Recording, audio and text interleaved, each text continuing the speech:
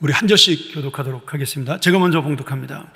여호와께서 모세에게 말씀하여 이르시되 아론과 그의 아들들에게 말하여 이르기를 너희는 이스라엘 자손을 위하여 이렇게 축복하여 이르되 여호와는 내게 복을 주시고 너를 지키시기를 원하며 여호와는 그의 얼굴을 내게 비추사 은혜 베푸시기를 원하며 여호와는 그 얼굴을 내게로 향하여 드사 평강 주시기를 원하노라 할지니라 하라. 그들은 이같이 내 이름으로 이스라엘 자손에게 축복할지니 내가 그들에게 복을 주리라. 아멘. 우리 이 시간에 청년부 지도하시는 우리 남성섭 목사님께서 주님의 귀한 말씀 전해주시겠습니다.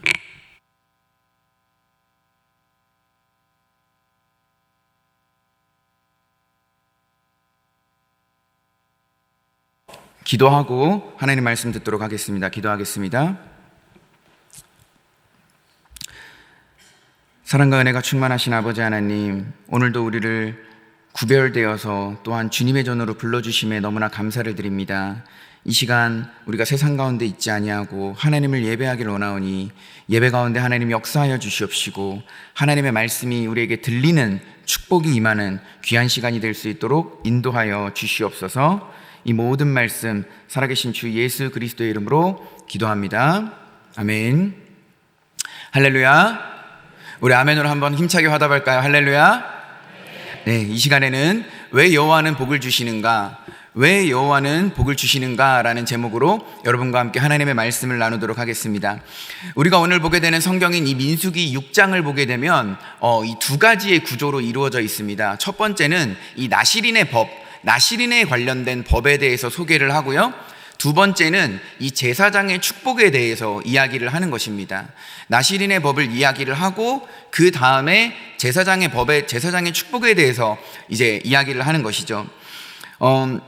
그래서 우리가 오늘 본문을 이해하기 위해서는 이 제사장의 축복에 대해서 알아보기 전에 우리가 먼저 이 나실인의 법에 대해서 한번 알아보도록 하겠습니다. 이스라엘의 12지파 가운데 이 자신의 삶을 하나님 앞에 드려서 구별되게 헌신하고 싶다라고 했던 지파가 어디죠? 레위 지파입니다. 레위 지파는 하나님 앞에 거룩하게 드려진 지파인 것이죠.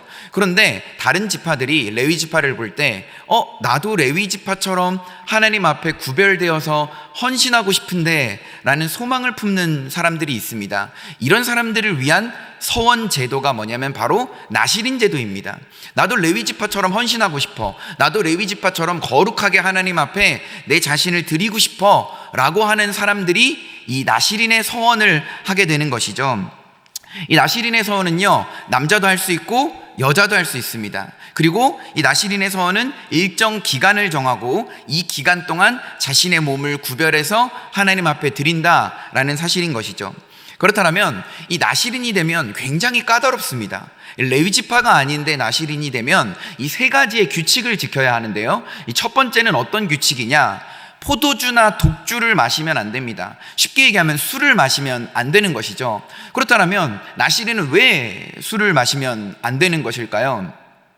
이 술이라는 것은 세상적 탐욕과 쾌락을 상징하는 것들이기 때문에 하나님 앞에 자신을 구별해서 드렸는데 세상적 쾌락과 탐욕에 빠지면 안 되지 않겠습니까? 그래서 나실인은 첫째, 포도주하고 독주를 마시면 안 되는 것입니다.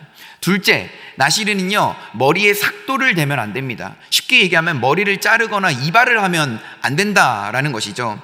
그렇다면 왜 이발을 하면 안 된다는 것일까요? 이 유대인들의 사고방식은 머리는 높은 것, 발은 낮은 것이라고 생각을 했어요. 그래서 신명기 28장에 보게 되면 축복을 할 때 머리가 되게 하시며 꼬리가 되지 않게 하시고 머리는 높은 것, 발은 낮은 것이라고 생각했습니다. 또한 이 머리는요, 하나님을 기억하고 하나님을 바라보는 수단으로 생각을 했기 때문에 머리를 자른다? 이것은 하나님을 바라보고 기억하는 것에 위배되는 것이죠. 그렇기 때문에 머리를 자르지 못하게 했습니다. 삭도를 대지 못하게 했어요. 세 번째로는 이 시체를 가까이 하지 못하게 했습니다. 여러분, 사람이 시체가 됐습니다. 그러면 뭘 경험한 것이죠? 죽음을 경험한 것이지 않습니까? 인간은 원래 죽지 않고 영원히 살 수 있었어요. 그런데 무엇으로 인해서 인간이 죽게 되었습니까? 죄로 인해서 인간이 죽게 되었어요. 그러니까 시체라는 것은 죄를 상징하고 죽음을 상징하는 부정한 것입니다. 그렇기 때문에 시체를 가까이 하면 안 돼요. 그렇기 때문에 포도주나 독주를 마시면 안 되고 머리에 삭도를 내면 안 되고 그리고 시체를 가까이 하면 안 됩니다. 그러면서 자신을 구별하여서 정결하게 하나님 앞에 드리면서 헌신해야 되는 게 바로 이 나시린이었다라는 사실입니다. 이렇게 나시린처럼 자신의 몸을 구별하여서 하나님께 드린 사람이 있었는데요. 이 대표적인 사람이 바로 예수 그리스도입니다. 사실 이 나시린 제도라는 것은요, 예수 그리스도를 상징하고 의미하는 것입니다. 왜냐하면 나시린은 일정 기간 헌신이 끝나게 되면 어떻게 되냐면 율법에서부터 자유로워지게 됩니다. 더 이상 이런 율법들을 지키지 않아도 되는 것이죠. 마찬가지로 헌신이 끝난 나시린이 율법에서 벗어나서 자유롭게 되듯이 예수 그리스도의 십자가 헌신으로 인하여서 우리가 죄와 율법에서 자유롭게 되었다라는 사실입니다. 그러므로 우리도 예수 그리스도를 따라서 헌신하는 삶을 살아야 한다라는 사실입니다. 내 자신이 하나님 앞에서 영적인 나시린으로 구별되어서 나 자신의 삶을 하나님 앞에 드리면서 헌신하는 삶을 살아야 한다라는 사실이죠. 그럼으로써 우리 평안교회 사랑하는 성도 여러분들도 나 자신을 거룩하게 구별하여서 하나님 앞에 드리며 나아가시는 여러분들이 되시기를 주님의 이름으로 축원합니다. 사실 오늘 본문 말씀에 나오는 이 이스라엘 백성들은요, 나시린으로 서원한 사람도 있고 서원하지 않은 사람도 있습니다. 그런데 사실 이스라엘 백성이라는 것 자체가 하나님의 주권에 의해서 일방적으로 선택받은 백성들이기 때문에 사실 구별된 백성들입니다. 나시린으로 내가 직접 서원을 하지 않더라도 사실상 강제로 서원되게 된 그런 구별된 백성들이라는 사실이죠. 하나님께서는 자기에게 나아오는 백성들, 자기 앞에 자신을 구별해서 하나님 앞에 거룩히 드리기를 원하는 이 백성들에게 하나님은 복을 주시고 싶어 한다라는 사실입니다. 그래서 오늘 말씀에서 읽었듯이 아론과 그의 아들 제사장들에게 뭐라고 하냐면 백성들에게 가서 축복을 해라 라고 명령을 하셨다라는 것이죠. 그런데 아무나 다 이 축복을 받을 수 없습니다. 23절에 보면 누구만 축복을 받을 수 있냐면 이스라엘 자손을 위하여 라고 기록합니다. 그러니까 하나님께서 주시는 복은 아무나 받을 수 있는 게 아니라 이스라엘 자손만 받을 수 있는 것이죠. 이스라엘 자손을 위하여 하나님께서는 지금 축복을 하라 라고 하시는 것입니다. 왠 줄 아십니까? 이스라엘 백성들은 구별됐거든요. 자신을 구별해서 하나님 앞에 드렸듯이 하나님도 자신의 백성이라고 구별된 사람들을 거룩하게 여기시면서 이 백성들에게 복을 주시기를 원하신다라는 사실입니다. 그래서 이 축복의 내용을 보면 굉장히 재밌습니다. 여호와는 지키시기를 원하며 은혜 베푸시기를 원하며 평강 주시기를 원하노라, 이렇게 이야기를 하거든요. 그런데 우리가 한글 성경에서 보게 되면 이 문장이 너무 이렇게 길게 연결이 되어 있는데 이 히브리어 원문 성경에서 보게 되면 지키시기를 원하고 은혜 베푸시기를 원하고 평강 주시기를 원한다라고 하는 이 표현들은요, 이 미완료 시제로 기록이 되어 있습니다. 이 무슨 뜻입니까?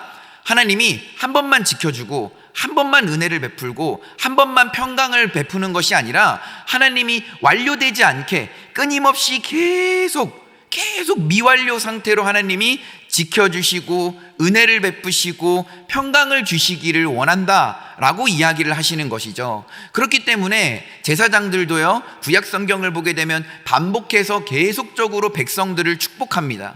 또한 우리가 신약 시대에 우리가 오늘날 예배를 드리지 않습니까? 예배를 드리고 나면 목사님이 나오셔서 축도를 하지 않습니까? 목사님을 통하여서 하나님께서 주신 그 축복을 여러분들에게 계속해서 나누고 선포하는 것입니다. 왜요? 축복은 한 번으로 끝나는 것이 아니라 미완료 상태이기 때문에 계속해서 그 축복이 이루어져 나가야 되기 때문에 우리는 축복을 계속해서 받아야 한다라는 사실입니다. 그렇다면 이 하나님께서는 우리에게 어떤 내용으로, 도대체 무엇으로 우리를 복주시기를 원하시는 걸까요? 24절입니다. 우리 24절 말씀 한번 다 같이 읽어볼까요? 시작. 너를 지키시기를 원하며. 여호와는 내게 무엇을 주시기를 원합니까? 복을 주시기를 원해요. 그런데 이 복이, 구약에서의 복은 굉장히 복잡한 복입니다. 구약에서의 복은 대표적으로 4가지 복이 있다고 볼 수 있는데요. 첫째는 이 에덴의 복입니다. 에덴의 복. 하나님께서 창세기 1장 28절에 하나님이 그들에게 복을 주시며 이르시되 생육하고 번성하고 충만하고 정복하고 다스리라, 이런 복을 주셨다라는 사실이죠. 하나님께서는 인간들과 이 땅에서 함께 살면서 생육하길 원하셨어요. 번성하길 원하셨습니다. 충만하길 원하셨어요. 또 인간들에게 대리 통치할 수 있는 권한을 주셔서 그들이 에덴 동산과 이 피조물들을 정복하고 다스리기를 원했어요. 그래서 생육하고 번성하고 충만하고 정복하고 다스리는 이 5가지의 지상 명령이자 이 복은요, 인간들에게 주어지는 복이자 권리였다라는 사실입니다. 그러면서 하나님과 함께 이렇게 세상을 정복하고 다스리면서 이 땅에서 왕노릇하면서 살아가는 것이 인간들에게는 복이었습니다. 이게 바로 에덴 동산에서 살아가는 인간들에게 주어진 에덴의 복이었다라는 사실이죠.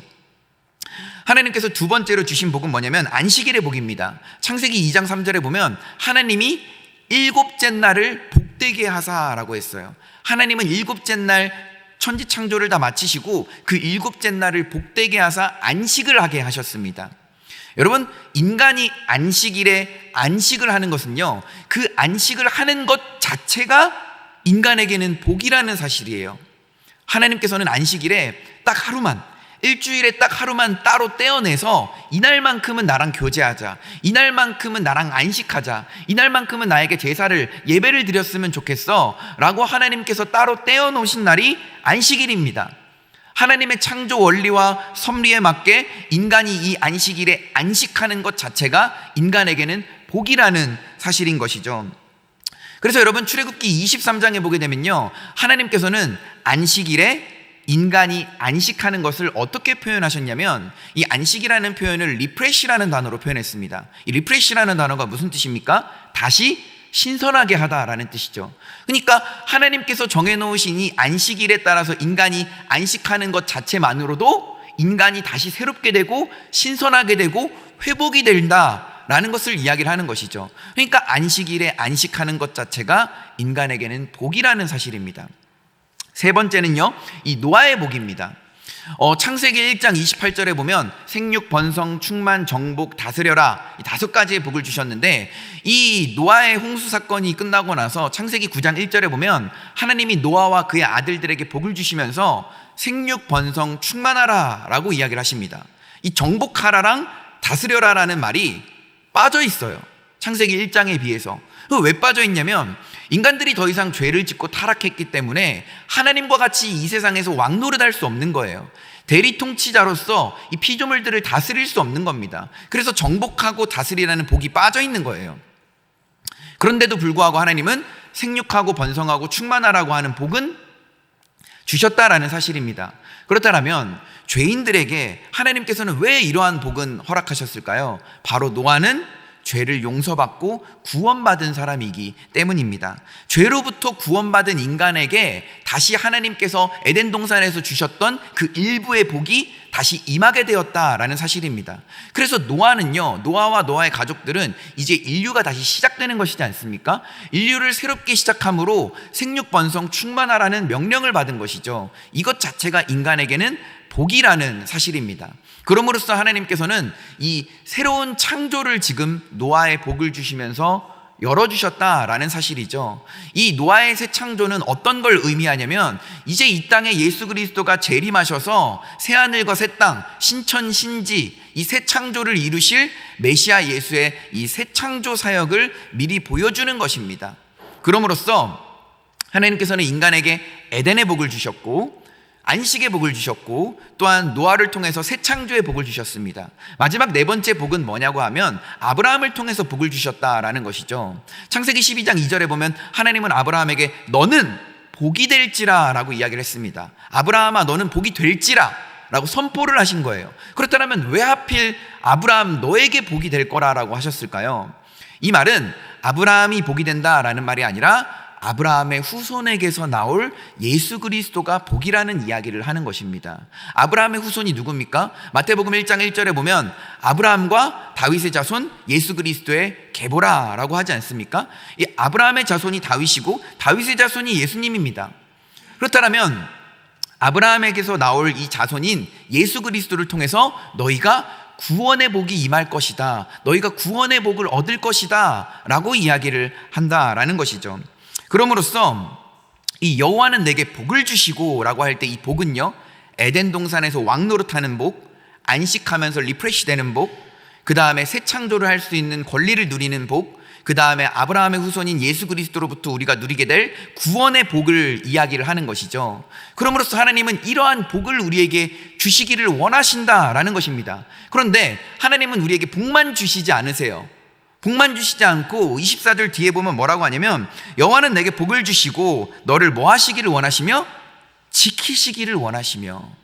하나님은 우리에게 이러한 복을 주시고 또한 핵심적으로 구원의 복을 주시면서 우리가 이 구원이 완성되어 갈 수 있도록, 우리가 이 구원을 지켜나갈 수 있도록, 두렵고 떨림으로 이 구원을 이룰 수 있도록 하나님께서는 지켜주신다라는 사실입니다. 여러분, 시편 121편에 보면 하나님이 이스라엘 백성들을 향해서 뭐라고 하냐면, 이스라엘을 지키시는 하나님은 졸지도 아니하시고 주무시지도 아니하신다라고 했어요. 여러분, 인간이 안 자고 안 졸 수 있습니까? 인간은 무조건 자야 되는 것이죠. 그렇다면 안 자고 안 졸고 지킬 수 있는 분은 누굽니까? 하나님밖에 없는 것이죠. 하나님의 전능하심을 표현하는 것입니다.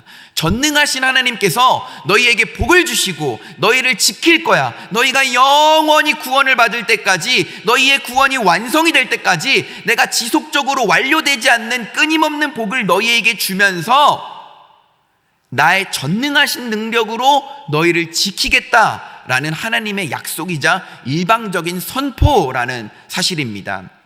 그럼으로써 하나님께서 우리에게 주시는 이러한 복과 이러한 전능하신 지키심이 저와 여러분 가운데 가득하시기를 주님의 이름으로 축원합니다. 25절 말씀 우리 한번 보도록 하겠습니다. 25절 말씀 한번 읽어볼까요? 시작.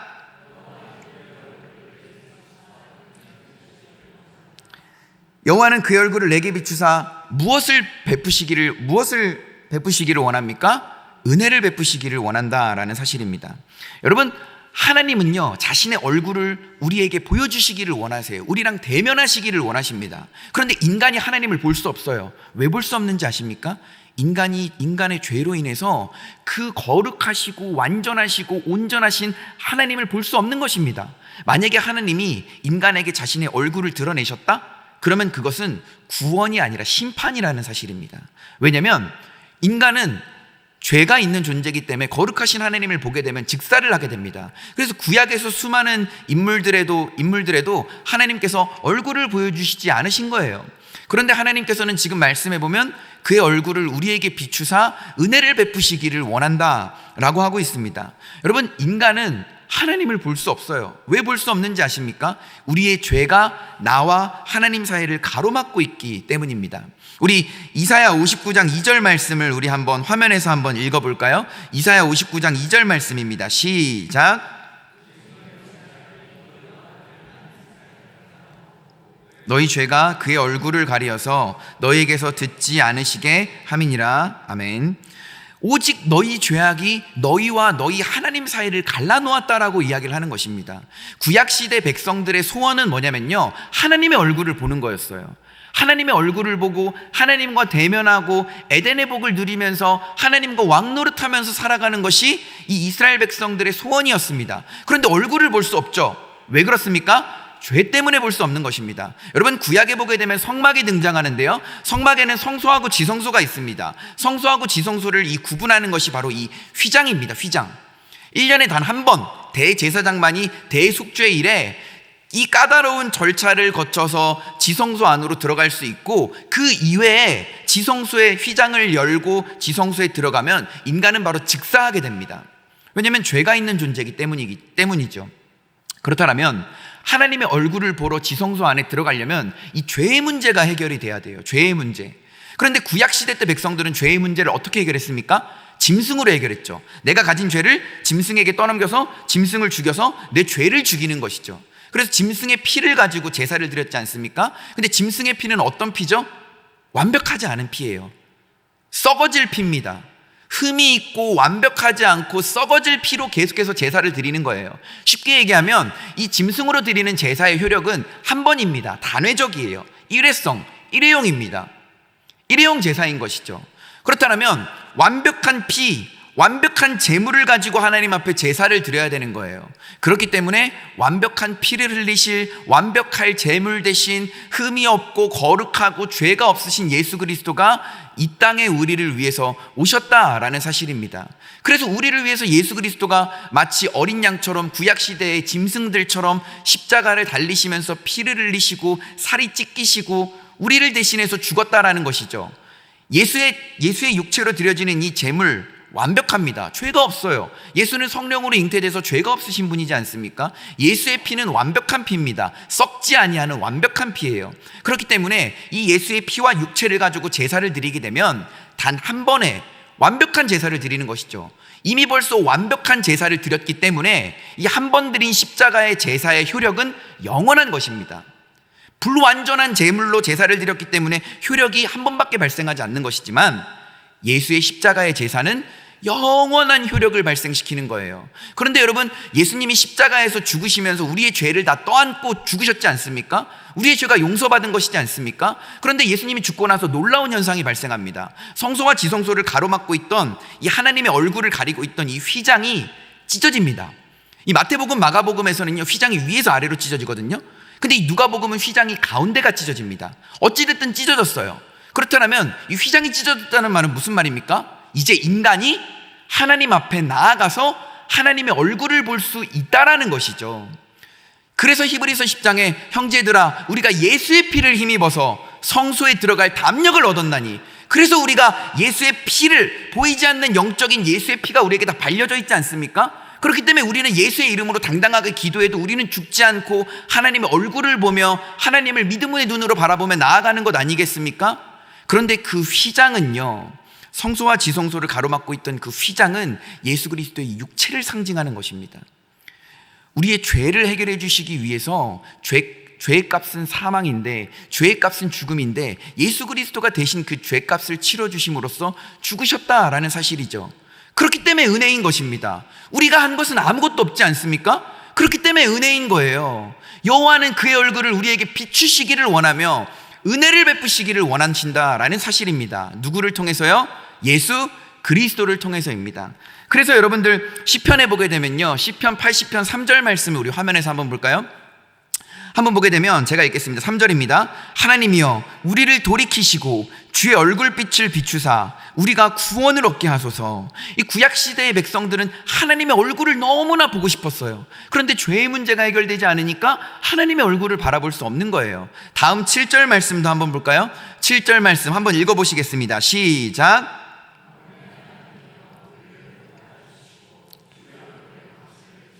우리가 구원을 얻게 하소서. 이 백성들은요, 자신의 이 죄된 이 악한 상태가 회복이 되고 죄를 용서받아서 하나님의 얼굴을 보는 것이 소원이었고, 휘장을 젖히고 하나님 앞에 나아가고 싶었는데 휘장을 젖히면 죽게 되기 때문에 젖힐 수가 없었어요. 예수 그리스도가 대신 그 휘장을 젖히시고 휘장 대신 예수 그리스도가 찢기심으로 우리가 하나님 앞에 당당히 나아가서 하나님의 얼굴을 보면서 구원을 얻을 수 있다라는 사실입니다. 이것이 우리에게는 은혜라는 사실입니다. 그러므로 결국에는 이 성부 하나님은요, 우리에게 구원의 복을 주시면서 우리가 구원을 계속해서 이뤄나갈 수 있도록 계속 쉬지 않고 복을 주시면서 우리를 지키시기를 원하시는 거예요. 그럼 성자 예수님은 무엇을 합니까? 하나님의 얼굴을 바라보며 나아갈 수 있도록 우리를 대신해서 죽으심으로 우리에게 은혜를 베풀어 주신다라는 사실입니다. 그럼으로써 성부 하나님이 주시는 복과 성자 예수님이 주시는 은혜가 저와 여러분의 삶 가운데 충만하시기를 주님의 이름으로 축원합니다. 우리 26절 말씀 한번 읽어보도록 하겠습니다. 26절 시작. 평강 주시기를 원하노라. 아멘. 여러분, 하나님은요, 여러분들을 항상 보고 계세요. 이 보이지 않는 눈으로 여러분들을 항상 보고 계십니다. 역대하 16장 9절에 보면 여호와의 눈은 온 땅을 두루 감찰하사, 감찰한다라고 하고 있어요. 하나님이 마치 여러분들을 감사하듯이, 감시하듯이 감찰하고 있다라는 거예요. 하나님의 그 보이지 않는 눈이 여러분들을 끊임없이 보고 있습니다. 항상 보고 있어요. 졸지도 아니하시고 주무시지도 아니하시면서 여러분들을 지키시려고 여러분들을 보고 계신다라는 사실입니다. 베드로전서 3장에 보게 되면 주의 눈은 의인을 향하시고, 하나님의 눈은 항상 우리 같은 죄인이지만 의인으로 여김받은 우리 같은 사람들에게 하나님의 시선이 향해 있다라는 사실입니다. 그렇다면 하나님은 우리를 바라보시면서 우리에게 평강을 주시기를 원하세요. 그렇다면 이 평강은 누가 주시는 겁니까? 바로 성령 하나님이 우리 가운데 평강을 주시는 것이죠. 이 갈라디아서 5장 22절에서 23절에 보면 오직 성령의 열매는 사랑과 희락과 화평과 오래 참음, 자비, 양선, 충성, 온유, 절제니 이 같은 것을 금지할 법이 없다라고 이야기를 하는 것이죠. 성령님께서 우리 가운데 내주하셔서 우리 가운데 함께 하심으로써 사랑, 희락, 화평, 이 평강의 열매를 맺는다라는 것이죠. 화평, 평안, 평강 다 같은 말입니다. 영어 성경에서는 다 peace라는 단어로 동일하게 사용을 하고 있는데요, 어찌됐든 주의 성령은 우리 가운데 함께 하시면서 우리에게 뭘 주시기를 원하시냐면 평강을 주시기를 원하신다라는 사실입니다. 여러분, 성령이 우리와 함께 하시면서 열매를 맺으세요. 무슨 열매요? 성령의 열매를 다 맺으시기도 하시지만 핵심적으로 오늘 말씀의 근거에서 보면 평강의 열매를 맺기를 원하신다라는 사실입니다. 여러분, 성령이 함께하는 사람은 어떤 모습인지 아십니까? 이 사도행전 6장에 보면 아주 자세하게 나와 있어요. 사도행전 6장에 보면은 초대교회에서 7명의 집사를 세웁니다. 집사를 세울 때 기준이 굉장히 까다로워요. 성령과 지혜가 충만하여 칭찬받는 사람들을 집사로 세웁니다. 성령과 지혜가 충만하여 칭찬받는 사람을 집사로 세웠어요. 이 중에 한 사람이 누구냐면 스데반입니다. 이 스데반이 이 신성을 모독했다라는 이유로 모함을 받아가지고 돌에 맞아 죽게 됩니다. 그런데 스데반이 순교하기 직전에 무슨 현상이 벌어졌냐면 하늘을 바라보니 하늘이 열리고 그 하늘에서 하나님의 영광을 보게 됩니다. 또한 하나님의 보좌, 그 왕의 그 보좌 우편에 서서 계신 예수 그리스도를 이 스데반이 믿음의 눈으로 바라보게 되는 것이죠. 그때 스데반은 성령이 주시는 마음에 평강이 임한 것입니다. 여러분, 죽기 직전의 사람은 우리가 어떤 모습입니까? 영화나 드라마나 실제로 우리가 어떤 사람들의 임종을 지켜볼 때 어떤 모습입니까? 보통 이제 평안한 모습도 있겠지만 두려워 떨며 하는 모습도 보게 되지 않습니까? 그런데 스데반은 돌에 맞아 죽기 직전에 그 급박한 상황이었음에도 불구하고 두려움에 떨지 않았어요. 성령과 지혜가 충만한 사람이었거든요. 성령의 열매가 마음속에서 가득히 맺혔던 사람이거든요. 그러니까 마음속에 평강이 임합니다. 그러면서 말씀을 선포하고 죽어요. 뭐라고 선포하냐면 하나님, 이들의 죄를 이들에게 돌리지 마옵소서 라고 하고 죽게 된다라는 사실이죠. 그런데 여러분, 죽을 때 평안하게 죽으셨던 분, 우리 봤던 분 누구죠? 예수님입니다. 예수님이 죽으실 때 뭐라고 하셨죠? 이들의 죄를 용서해달라고 예수님이 기도해 주시면서 죽으셨지 않습니까? 죽기 직전에 성령이 함께 하시는 예수 그리스도는 평안한 거예요. 평강스러운 겁니다. 화평한 거예요. 스데반도 마찬가지였어요. 죽기 직전에 두려움에 떨면서 순교할 수 있었지만 스데반은 성령과 지혜가 충만한 사람이었습니다. 성령이 주시는 화평의 열매를 맺고 있는 사람이었기 때문에 마음속에 평강이 임했다라는 사실이에요. 어떤 상황에도요? 죽기 직전의 상황에도요. 그래서 사도행전 6장에 보면 스데반의 얼굴을 뭐라고 표현하냐면 스데반의 얼굴이 천사와 같더라 라고 표현합니다. 여러분, 마음속에 평강이 임해야지 얼굴이 천사와 같을 수 있는 거예요.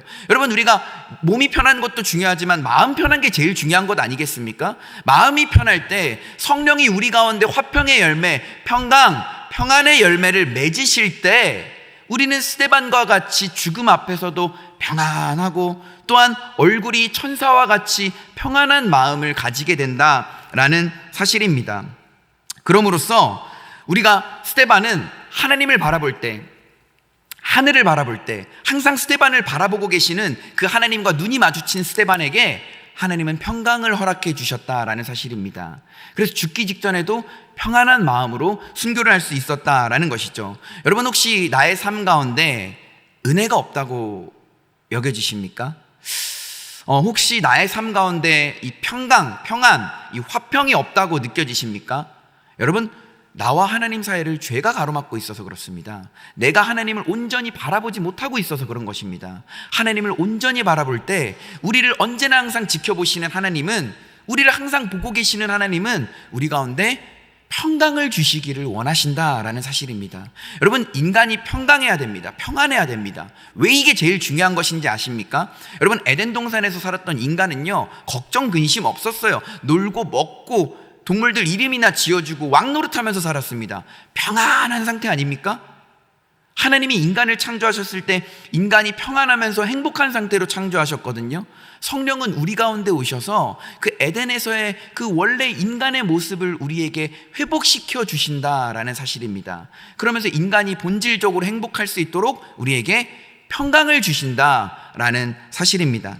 그럼으로써 우리를 언제나 항상 보고 계시는 하나님을 우리가 바라봄으로써 하나님이 우리에게 주시는 그 세상이 줄 수 없는 그 평강이 저와 여러분 가운데 임하시기를 주님의 이름으로 축원합니다. 말씀을 맺도록 하겠습니다. 오늘 말씀의 제목이 도대체 왜 여호와는 우리에게 복을 주시는가입니다. 하나님이 우리에게 왜 복을 주실까요? 우리가 뭐가 이쁘다고 하나님을 배신하고 맨날 죄만 짓고 우상 숭배하고 하나님보다 죄를 더 사랑하고 그렇게 살아가는 우리 죄인 같은 모습인데 왜 우리에게 복을 주시기를 원하시는 것일까요? 영적인 나실인으로서 구별된 우리가 삼위일체 하나님께서 인간에게 주시는 이 복이 없으면 인간은 단 한순간도 살아갈 수 없기 때문입니다. 인간이 인간답게 유일하게 살아갈 수 있는 방법은 삼위일체 하나님이 우리에게 주시는 그 복이 임해야지만, 그 복을 누리면서 살아가야지만 인간이 인간답게 살아갈 수 있는 거예요.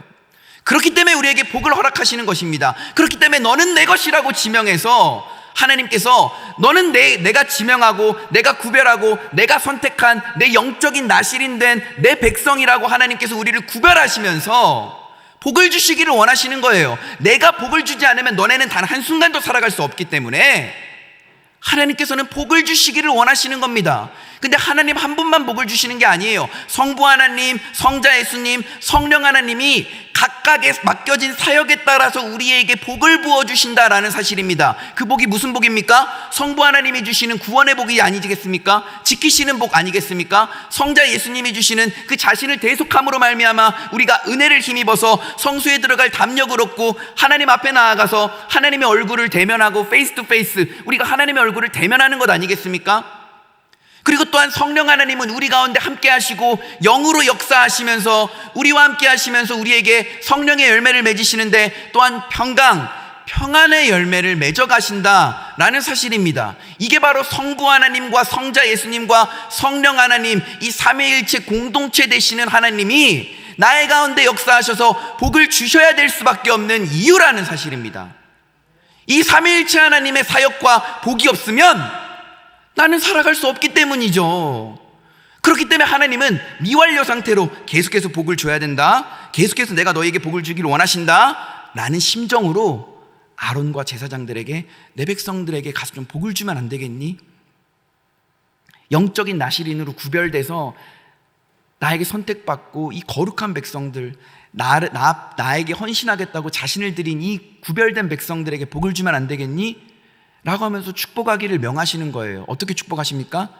여호와는 내게 복을 주시고 너를 지키시기를 원하며 여호와는 그의 얼굴을 내게 비추사 은혜를 베푸시기를 원하며 여호와는 그의 얼굴을 내게로 향하여 드사 평강 주시기를 원하노라 라고 이야기를 하고 있습니다.